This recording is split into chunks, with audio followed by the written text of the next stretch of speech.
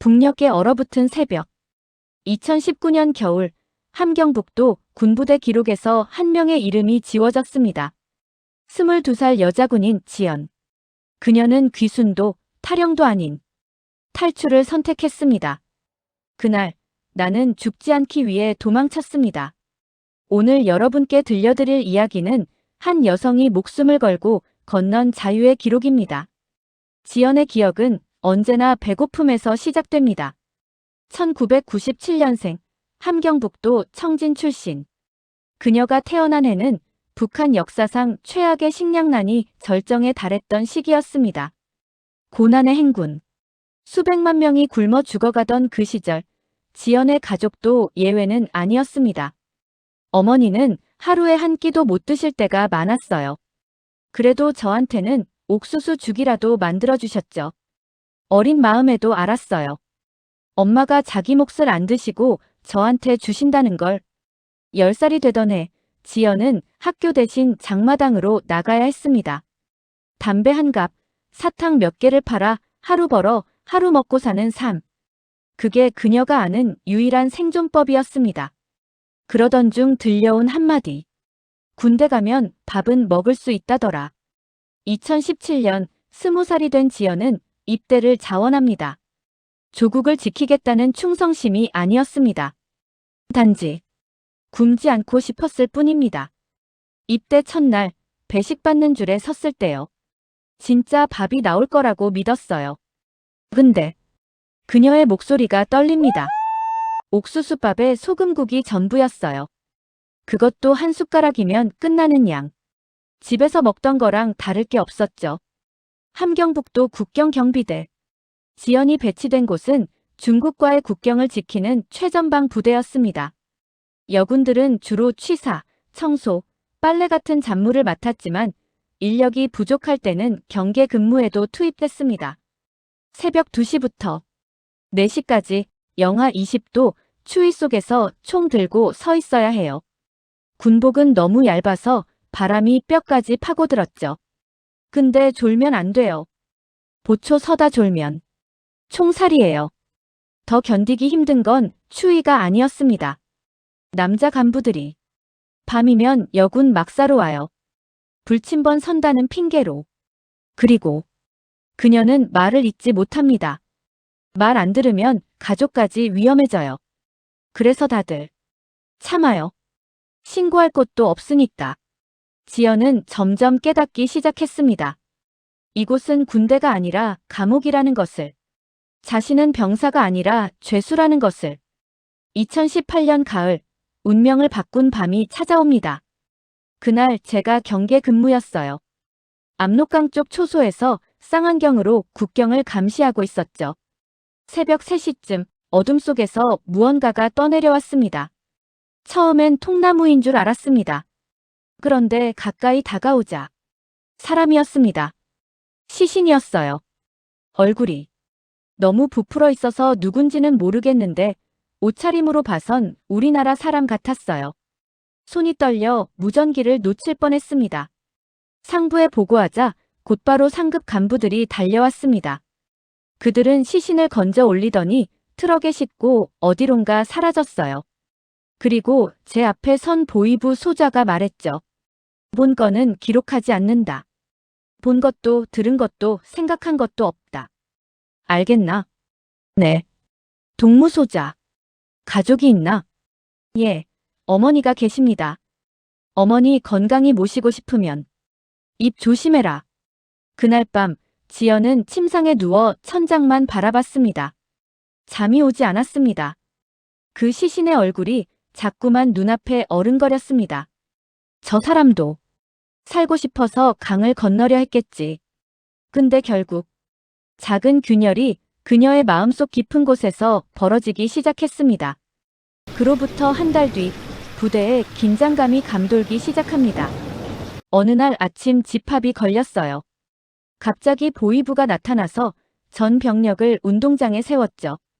보위부 대좌가 차가운 목소리로 말했습니다. 이 부대에 반역자가 있다. 탈출을 도우려 한 자가 있다는 정보를 입수했다. 누가 그랬는지 아는 사람은 즉시 보고하라. 신고자에게는 포상이 있을 것이고 숨긴 자에게는 말하지 않아도 알 것이다. 지연의 등에서 식은땀이 흘러내렸습니다. 주위를 둘러봐도 모두가 땅만 보고 있었습니다. 누구도 눈을 마주치려 하지 않았습니다. 그날부터 부대 분위기가 완전히 바뀌었어요. 동료들끼리도 서로를 의심했고 아무도 입을 열지 않았어요. 밤에 화장실 가는 것조차 감시받는 느낌이었죠. 며칠 후 지연과 가장 친했던 동기 선희가 갑자기 사라졌습니다. 아침에 일어났는데 선희 침상이 비어 있었어요. 짐도 그대로 있는데 사람만 없었죠. 선희 어디 갔어? 누군가 물었습니다. 모른다. 말하지 마라. 고참이 날카롭게 대답했습니다. 선희는 그날 이후로 영영 돌아오지 않았습니다. 아무도 이유를 말해주지 않았습니다. 아무도 묻지 않았습니다. 그날 밤 지연은 침상에 누워 눈을 감았습니다. 그리고 꿈을 꿨습니다. 자신이 강물에 떠내려가는 시신이 되는 꿈을. 얼어붙은 손으로 무언가를 붙잡으려 하지만 손가락 사이로 물만 빠져나가는 꿈을. 그날 깨달았어요. 여기서 평생 살아도 달라지는 건 없다는 걸. 아니, 평생을 살 수도 없을 거라는 걸. 살아야겠다. 나를 위해서. 결심은 한순간이었지만 실행에 옮기기까지는 6개월이 걸렸습니다. 지연은 모든 것을 관찰하기 시작했습니다. 근무 교대 시간, 순찰 루트, 철조망의 구멍, 보초병들이 졸음에 빠지는 시간, 달이 뜨지 않는 날, 강물이 얼어붙는 시기. 하나라도 틀리면 죽어요. 총에 맞거나 강물에 빠져 죽거나 잡혀서 총살당하거나. 그래서 완벽하게 준비해야 했어요. 2019년 2월 기회가 왔습니다. 명절 연휴 직후 부대 규율이 가장 느슨해지는 시기였습니다.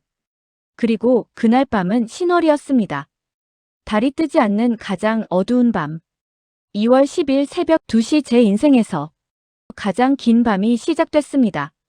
교대 시간 5분 전 지연은 화장실로 향했습니다. 평소처럼 자연스럽게. 아무도 의심하지 않았습니다. 화장실 뒤편에 미리 숨겨둔 민간인 옷이 있었어요. 헌 작업복이랑 낡은 면바지. 장마당에서 헐값에 파는 그런 옷들이요. 군복을 벗었습니다. 손이 떨려서 단추를 풀기가 쉽지 않았습니다. 민간인 옷으로 갈아입고 군복은 구석에 숨겼습니다. 거울을 봤어요. 군인이 아니라 그냥 배고픈 여자 하나가 보였죠. 숨을 크게 들이쉬고 문을 열었습니다. 부대 뒤편 철조망 구멍. 지난 몇 달간 지연은 그곳을 조금씩 넓혀놨습니다. 너무 티가 나지 않게 조금씩. 오늘 밤이면 사람 하나가 빠져나갈 수 있을 만큼. 기어서 빠져나갈 때 손전등 불빛이 제 위를 지나갔어요. 심장이 멈추는 줄 알았죠. 근데 그냥 지나갔어요. 철조망을 빠져나와 숲속으로 들어갔습니다. 앞도 보이지 않는 어둠. 나뭇가지가 얼굴을 핥히고 돌부리에 발이 걸려 넘어졌습니다. 그래도 멈출 수 없었습니다. 1시간쯤 걸었을까요? 숲이 끝나고 강이 보였어요. 압록강. 얼어붙은 강 위로 차가운 바람이 불어왔습니다. 강 건너편에 희미하게 불빛이 보였습니다. 중국. 그때 뒤에서 소리가 들렸어요. 순찰병들이었어요. 여기 누구 없나? 손전등 불빛이 숲 사이를 훑었습니다. 지연은 강가 바위 뒤에 몸을 숨겼습니다. 숨소리조차 내지 못했습니다. 심장 박동 소리가 너무 커서 들킬 것 같았습니다. 이 근처 같은데. 추워 죽겠다. 빨리 돌아가자. 잠깐만 더 보고. 30초가 30분처럼 느껴졌습니다. 아무것도 없어. 가자. 발소리가 멀어졌습니다. 지연은 5분을 더 기다렸습니다. 그리고 천천히 일어났습니다. 지금 아니면 못 간다. 강물로 내려갔습니다. 얼음이 얼어 있었지만 완전히 얼지는 않았습니다. 한 발을 내디뎠습니다. 얼음이 발 아래서 우드득 소리를 냈습니다. 무서웠어요. 얼음이 깨지면 그냥 끝이니까. 한 걸음 한 걸음 온 신경을 발끝에 집중했습니다. 중간쯤 왔을 때 뒤에서 소리가 들렸습니다. 저기다. 저기 사람이야. 쏴라. 쏴. 총성. 총알이 얼음 위를 스쳤습니다. 물보라가 튀었습니다. 지연은 뛰기 시작했습니다. 얼음이 깨지든 말든 상관없었습니다. 그냥 앞으로, 앞으로. 뒤돌아보지 않았어요. 뒤돌아보면 죽을 것 같았으니까. 총성이 계속됐습니다. 2발, 3발, 4발. 그리고 마침내 반대편 땅에 발이 닿았습니다. 넘어졌어요. 그냥 그 자리에서 쓰러졌죠. 일어설 힘도 없었어요. 뒤를 돌아봤습니다. 강 건너편에서 손전등들이 흔들리고 있었습니다. 하지만 더 이상 총소리는 들리지 않았습니다. 국경을 넘었으니까. 더 이상 그들의 총알이 닿을 수 없는 곳. 그때 처음 울었어요. 살았다는 게 믿어지지 않았어요. 하지만 탈출은 끝이 아니었습니다. 시작이었습니다. 중국에서의 3개월은 또 다른 지옥이었습니다. 조선족 브로커들, 공안의 단속, 언제 북송될지 모르는 공포. 지연은 낮에는 숨어 지내고 밤에만 움직였습니다. 한 조선족 아주머니가 도와주셨어요. 자기 집 창고에 숨겨주시고 밥도 주시고. 그분 아니었으면 저 아마. 그 아주머니의 도움으로 지연은 한국행 브로커를 만날 수 있었습니다. 동남아시아를 거쳐 한국 대사관으로 가는 루트. 돈은 없었어요. 근데 브로커가 그러더라고요. 한국 가서 갚아도 된다고. 그래서 갔어요. 라오스, 태국, 그리고 마침내 한국 대사관. 대사관 문을 열고 들어갔을 때 태극기가 보였어요. 그리고 직원분이 한국말로 물으시더라고요. 어디서 오셨어요? 그 순간 진짜 끝났구나 싶었어요. 2019년 6월 지연은 인천공항에 도착했습니다. 처음 한국 왔을 때 제일 놀란 게 뭔지 아세요? 지연이 조심스럽게 웃습니다. 사람들 표정이요. 다들 웃고 있었어요. 진짜 웃음이요. 북한에선 웃는 사람 거의 못 봤거든요. 다들 경계하고 의심하고 숨기고 그런 표정뿐이었는데 하나원에서의 3개월 한국 사회 적응 교육. 지연에게 가장 어려웠던 건 언어도 문화도 아니었습니다. 선택이요. 뭘 선택하라는 게 제일 어려웠어요. 뭐 먹고 싶어요?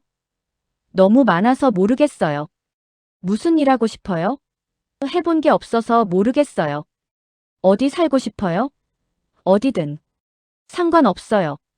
북한에선 모든 게 정해져 있었어요. 뭘 먹을지, 뭘 입을지, 어디 갈지, 뭘 할지. 근데 한국은 다 제가 정해야 하는 거예요. 그게 무서웠어요. 하나원을 나온 지연은 서울의 작은 고시원에 정착했습니다. 하루 종일 방 안에만 있었습니다. 밖에 나가면 사람들이 절 쳐다보는 것 같았어요. 탈북자다 하고 속삭이는 것 같았고요. 실제로는 아무도 신경 안 쓰는데 제가 너무 예민했던 거죠. 6개월간 집 밖에 거의 나가지 않았습니다. 편의점 알바를 구했지만 사흘 만에 그만뒀습니다. 손님들과 대화하는 게 너무 어려웠습니다. 북한 말투 난다고 하는 사람들도 있었어요. 그래서 더 입을 다물게 됐죠. 하지만 전환점이 찾아왔습니다. 같은 고시원에 살던 또 다른 탈북 여성, 민지 언니를 만난 겁니다. 7년 먼저 온 선배였습니다. 언니가 제 방문을 두드렸어요. 밥 먹었어? 하고. 그냥 그 한마디가 너무 따뜻했어요. 민지 언니는 지연을 밖으로 데리고 나왔습니다. 한강공원. 처음 보는 야경. 빌딩의 불빛들. 언니가 그러더라고요. 여기선 아무도 널 감시하지 않아. 아무도 널 고발하지 않아. 넌 자유야. 그 말 듣고 진짜 펑펑 울었어요. 그날 이후 지연은 조금씩 변하기 시작했습니다. 검정고시를 준비했습니다. 중학교도 제대로 못 다닌 그녀에게 쉽지 않은 도전이었습니다. 하지만 포기하지 않았습니다. 수학이 제일 어려웠어요. 분수부터 다시 배워야 했거든요. 근데 재밌었어요. 배운다는 게. 2020년 검정고시 합격. 그리고 요양보호사 자격증 취득. 지연은 요양원에서 일하기 시작했습니다. 할머니, 할아버지들 돌보는 일이요. 처음엔 힘들었는데 점점 익숙해지더라고요. 그분들이 저한테 고맙다고 하실 때마다 제가 누군가에게 필요한 사람이 된 것 같았어요. 2021년 지연은 자신만의 작은 원룸을 얻었습니다. 고시원을 벗어나 처음으로 가진 자기만의 공간. 문에 자물쇠가 하나뿐이에요. 북한에선 문마다 자물쇠가 두세 개였거든요. 근데 여기선 하나만 있어도 아무도 못 들어와요. 그게 신기했어요. 그리고 2022년 지연은 대학에 입학했습니다. 사회복지학과. 늦은 나이지만 상관없었습니다. 제 꿈이 생겼어요. 저처럼 힘든 사람들을 돕고 싶어요.